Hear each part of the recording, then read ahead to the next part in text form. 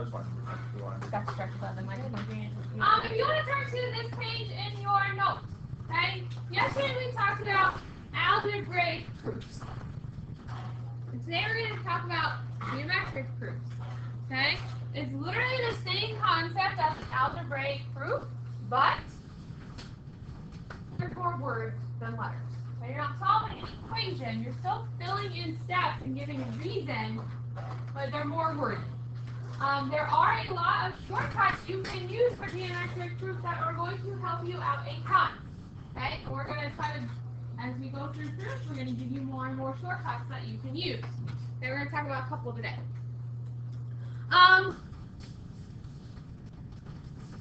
So in this section, we were given a statement, a hypothesis. Okay, and we needed to conclude something from the information they gave you and say the reason why we can conclude that. Okay, so if we look at this first one, it says if measure of angle 1 is equal to measure of angle 2, and the measure of angle 1 is equal to measure of angle 3, what can we conclude from that information? Think back to yesterday. Think about this property. Perfect. And the measure of angle 2 is equal to the measure of angle 3. But those two angles are the same. Haley, do you know what property led you to that? We talked about it yesterday. You are right. Think about what we said. We compared three things. Mr. Carr used a great analogy yesterday when he said if the first team can beat the second team and the first team beats the third team, then they can beat the other team. What was that analogy? What property represented that analogy yesterday? Which one looks like you're comparing three things? I like people looking back there. That's helpful. You need to flip back that table. What property? Is it transitive? Yeah, transitive. The transitive property. When you're comparing three things, you're using the transitive property. Okay? Also, substitution could have worked as well. Because if 1 is equal to 2 and 1 is equal to 3, you can think of it as you're taking the measure of angle 2 and plugging it in for the measure of angle 1. Okay, substitution property would have worked there as well. Here we have if AL bisects angle FAB. Well, what can we conclude from that? I think this is going to be pretty hard unless we do something. Well, when you see the word bisects, what kind of pops in your mind? What do you do when you bisect something? Cut it in half. Cut it in half. Good. Well, so we know we're cutting this angle in half. So we can conclude about what those two little angles that are now formed. They're what? You cut something in half, those two halves are what? Equal. But it's really hard by just looking at this information to figure out, well, what two parts are those? Is there something we can do that will help us visualize this a little more? What did say? Yeah, draw it. Off to the side we have some free space. Draw the diagram. I'm going to draw the angle first. What's the vertex of our angle? Well, how do you know it was A, Kanina? Right in the middle. Whatever's in the middle is your vertex. And those other points are falling on the sides. Okay? And AL, so we have a ray stemming from A, is bisecting it. So we said that these two little angles, because it's bisecting it, are equal. I'm going to mark that. You mark that angles are the same for the little arcs there.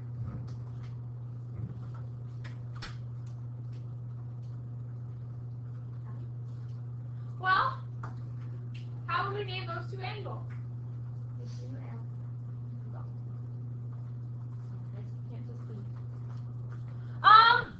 What do you know about these two angles?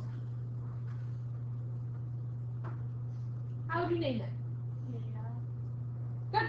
FAL. My F looks a little bit like me. You're fine. Angle FAL is congruent to what other angle? How would you name this other angle? Courtney, how would we name this other angle? If we want FAL, how would you name this one right here? Good, LAB.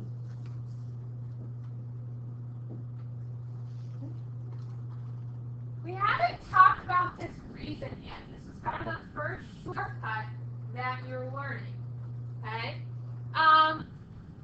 Whenever you have just a vocab word, you have information with a vocab word. Here our vocab word is bisect.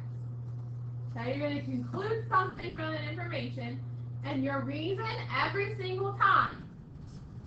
You're going to write definition, and I'm going to abbreviate definition with that, of whatever that vocab word is. So in this case, it's going to be definition of a bisector.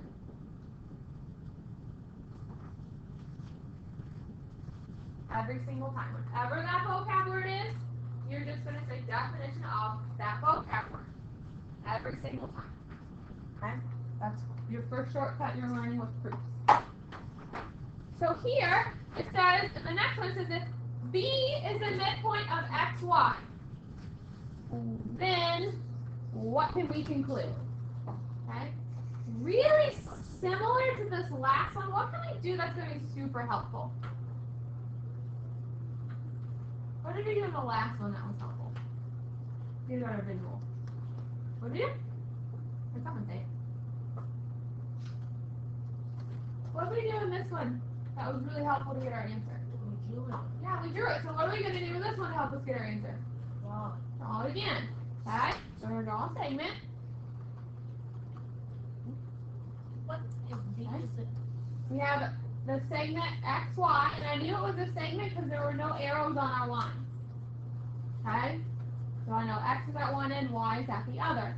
And B is the midpoint. What does a midpoint mean? It's directly where? in the middle? In the middle. So I'm going to estimate, I think the middle's around there. That's where B is. Rosalind, if point B is directly in the middle, what do we know about this distance and this distance? They're the same. Good. I'm going to mark that they're the same using those little tick marks. That's how we mark segments the same. Angles are arcs. Segments are little lines. Well, that's what we can conclude. Because at the midpoint, we know these two parts are the same. So we would say XB is congruent to YB. What would the reason be? Really similar to the previous one. Who can tell me what that reason would be? Really similar. I have a vocab word. So what would our reason be?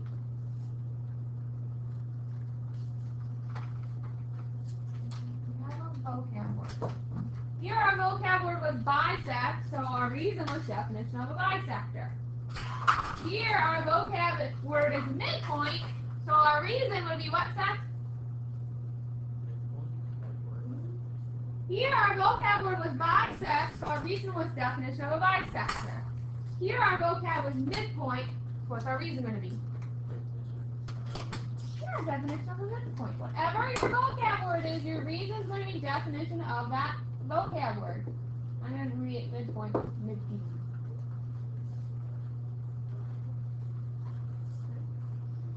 That's the first shortcut you will learn when writing proofs.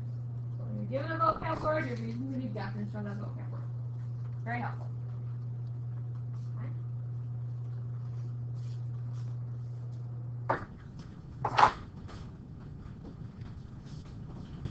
We look at 4. We are going to fill out our first geometric proof. And it's really nice because your statements were written for you. All the steps were written for you. You just have to figure out what reasons match with those steps. Okay? Using these really, really helpful shortcuts. Okay? Just like algebraic proofs we talked about yesterday, what's your first reason every single time when you fill out a proof? You might need to flip back. What did we say your first reason was every single time when filling out a proof? Was it? Given. Good. Every single time you fill out a proof, you're going to go to reason, you're going to go to 1, and you're going to write given. Every time. Okay? Your next step, they already filled it out for you, but you're going to write as your first statement the information you were given.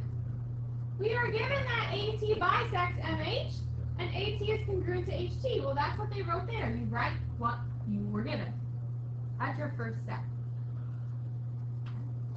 Does anyone notice where this information is written? AT is congruent to MT? Where's that information written? Notice? Colton. Number 3. Yeah, number 3, the very last spot. So that's your next step when you fill out a proof. You take what you're trying to prove and you write in your very last statement. Okay? Then you just fill in everything in between. Okay? Without knowing what is going on in this proof, you can automatically know reason number 2. Using that shortcut we just talked about. So you notice we have this statement, it says AT bisects MH. So does anyone have any idea what that reason is going to be without knowing anything about this proof? You can fill in reason number 2. Really similar to what we just talked about on the above one. We have a vocab word. So what's our reason going to be? Just like what we did on those other 2.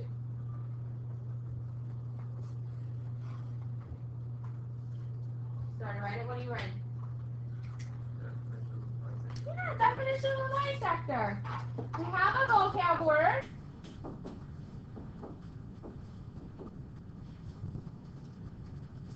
So our next reason is going to be definition of a bisector.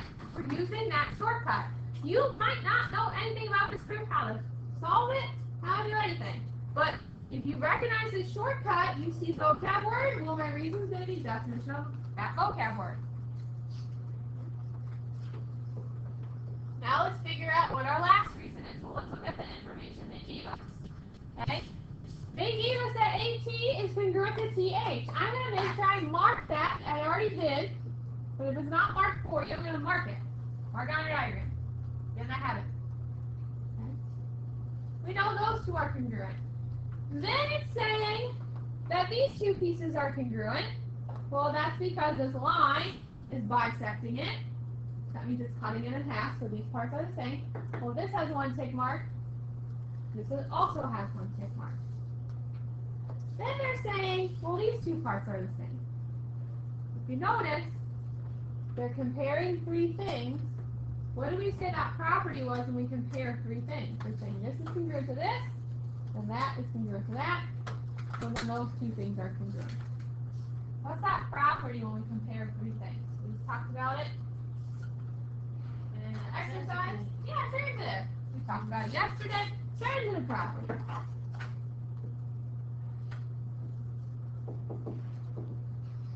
Again, that's another pattern you can recognize. When you see that, notice you're comparing 3 things like that. One thing's equal to one thing, another thing's equal to another. You're eventually going to be using a transitive property. You could have also used a substitution property. That's also okay.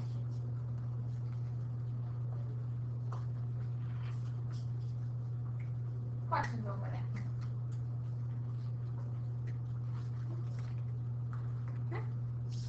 Okay. We are going to fill in the proof completely on our own. You're not giving any statements. You're not giving any reasons. Okay?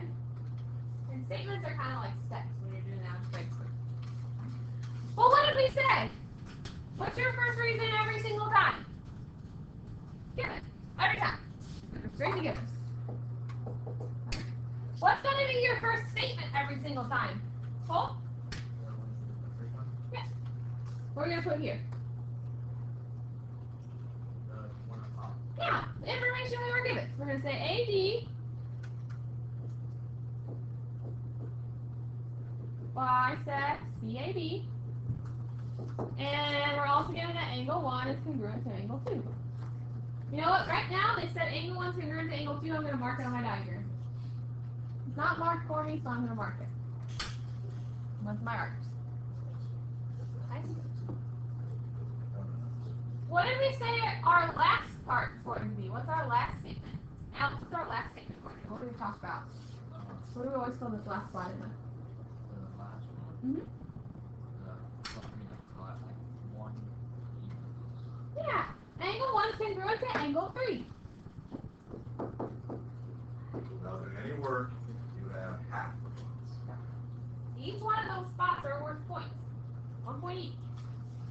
had no idea what you were doing, you got half of those points right.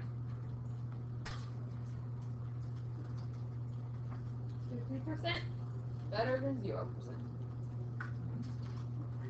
And without knowing anything else on what to do, if you recognize a shortcut, you know what reason number 2 is. You want an idea what we're going to put for reason number 2? Using a shortcut? Is you on? Perfect. Awesome.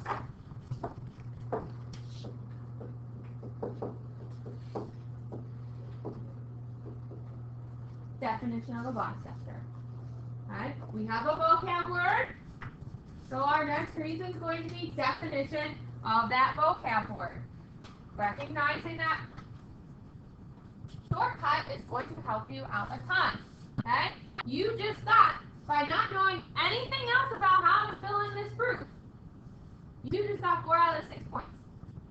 By just recognizing those shortcuts. By recognizing what you need to fill in first and recognizing the shortcut, you got 4 out of 6. Right? That's going to be super helpful. But now, we can look and figure out what's going to go in these other spots. Right? If we look, well, what does it mean to be a definition of a bisector? We have this angle, it said AD, this guy right here, was bisecting, this angle right here. So what do we know about now angle 2 and angle 3? But bisecting that angle, it's doing what? It's cutting it in half. So Maya, what do we know about angle 2 and angle 3? If this is being bisected, it's cutting it in half. What do we know about the two angles?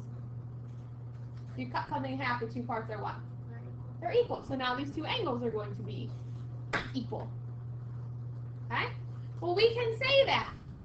We can say that angle 2 is congruent to angle 3.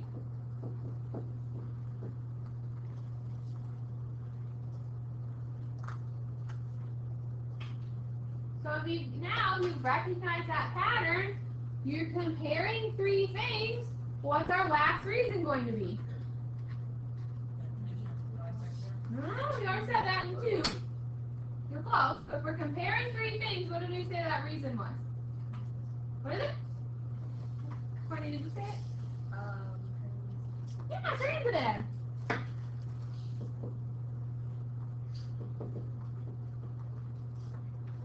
When you're comparing 3, that's all right. Comparing 3 things. My eye looks like a B with an eye.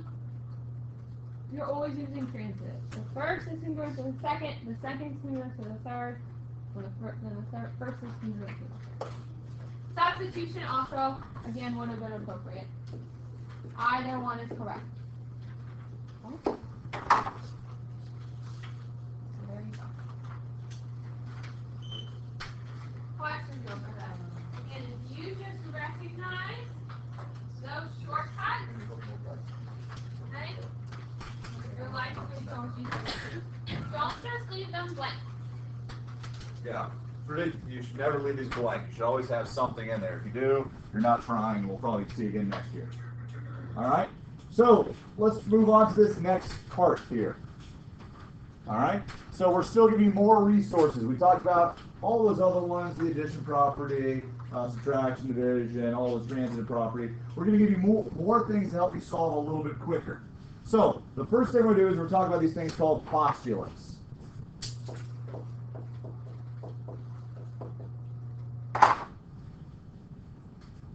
Postulate. So the postulate is a statement that's accepted as true without a proof.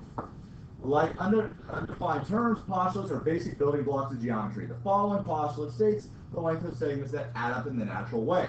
So here's what it says. So if B is between A and C, there's segment AC, if B is in between there, then AB plus BC equals AC. To me, that doesn't make much sense. So I'm going to make sure I'm going to color some things and shade some things in so you look at it. Well, here's AB. Oh gosh, that's way too large. Here's AB though. Here's AB. Here's BC. Here's the whole thing. So really what it's saying is this. If I add AB, the yellow one, plus BC, the green one, I get the whole purple line, right? So really the way I like to think of this is, this will make sense later too, the parts equal the whole. So really when I add the pieces together, they equal the whole segment, or whatever it is we're talking here. It could be angles too. So the parts equal the whole. So if I add the yellow together, add the green together, I get the purple. Not in the color world, but here's where we're going with this. So let's try number 1 here. Point UT and S are collinear. Find X and ST given the following. T is between S and U, and ST is 7X, SU is 45, and TU is 5X minus 3. Is anyone out here to say, I have no idea what to do? You're looking at it saying, what do I do with this information? Well, there's something we can do to help ourselves out. Whenever we're confused about something, doing this will help you solve a lot of the time. What are we missing here that we've had in a lot of other problems? There's something that usually right here, it's not here. What's right there? Picture. It's a picture. Let's draw the picture and then label our information. That's going to help us a ton. Right now, most people looking at this, you're not going to be able to solve it correctly. But once you have that picture, you say, oh, it makes sense. So I'm going to have a segment. I don't know what it is, but here's my segment. And I know that T is between S and U. Well, here's S and U, and I know T is in between there. It spells stew. S-T-U. Let's go ahead and label it. ST is 7X. Good. SU is 45. Where's SU? The whole segment, right? So the whole segment is 45. These little marks indicating that's the whole segment. So between there and there is 45. And then TU is 5X minus 3. Well, we need to solve for X, because that's the first thing we got to solve for. Who has an idea, using the segment addition postulate, of an idea of how to solve for X? Set what equal to each other? The 7X and the 5X minus 3? That would not be a bad guess. But we do not know if this was a midpoint or this was a segment bisector, that'd be correct. But we don't know that these values are equal. And this is where the segment addition comes together. So segment addition means that the parts equal the whole. How big is this part right here? It's 7X. I don't know what it is. What about this segment right here? It's 5X minus 3. But together, what do they equal? These both parts together, what do they equal? 45. So that's exactly what we're going to do. I'm going to say this part plus this part equals the whole thing. The parts equal the whole. So 7X plus 5X minus 3 is equal to 45. And that's what we want to do for most of these problems. The math, again, isn't hard. But now we're going to have to go and try to solve for X. Trying to make it a bare problem to solve. All right, well, next step is I got some like terms I can combine. Do I do this? If I have these X's, let's say, do I have to subtract 5X for both sides? Yeah. Do I do that? No, you just They're on the same side, exactly, so you just do that same process. If that X was on the other side, we'd have to do that. But I can easily just combine those together right now. 7 plus 5 is 12X. Minus 3 is still equal to 45. All right, now I've got a bare problem. Now I can get rid of some of these numbers. Let's get rid of this number right here. All right, opposite of negative 3 is positive 3. Add both sides, easy. 12X is equal to 48. Last step, what do? Megan, what do you say? Divide. Divide by 12. Divide by 12. X is equal to 4. Am I done? The way I'm asking it implies that we're not done. But I will do that later on when we are done. This is confusing, guys. But we are not done because the directions tells us to find X and what? ST. What do I need to do with this X to find the ST? Put it back in. The old plug it in, plug it in. The Glade method is what I refer to it as. The Glade method. You know the commercial, plug it in, plug it in. I had a professor in college showing that. Yeah, the Glade method. That's what it's referred to as. So if I say the Glade method, plug it in. Well, I'm going to go ahead, plug it up here. I know that ST originally was 7 times X. And I know that X is now 4. So I'm going to say 7 times 4. So I can now determine that ST is equal to 28. Now, ST is 28. Is TU also 28? No, it's not. Because the whole length is 14. If you want to check it out, plug it back in there. 5 times 4 is 20. 20 minus 3 is 17. They are not the same. They can be, but in this case, they are not the same. That's why you gotta be careful. Make sure you read directions what it's asking for. Segment addition. Not bad. Very common way to solve. Not only do we have segment additions, but very similar to it, we have angle additions, which the idea is very, very similar. All right? So over here, the angle addition is just saying, again, make sure you're going in order to find these angles. If D is the interior angle ABD, ABD is the whole thing, then I know that measure of ABD plus the measure of DBC is equal to measure of ABC. Again, how it's written like that is very confusing to me, so I'm going to break it down. The measure of ABC, or ABD, excuse me, that angle right there, plus this angle right here, DBC, is equal to the whole angle, ABC, the whole thing. So the yellow plus the green will give me the purple. Very similar to the second one. We're now dealing with angles. Doing like blue here. Well, let's go ahead and draw this one. We want to find x and the measure of RQT given the following information. Nice thing about this is, look, they gave us a picture. No need to draw it, so it's right there for us.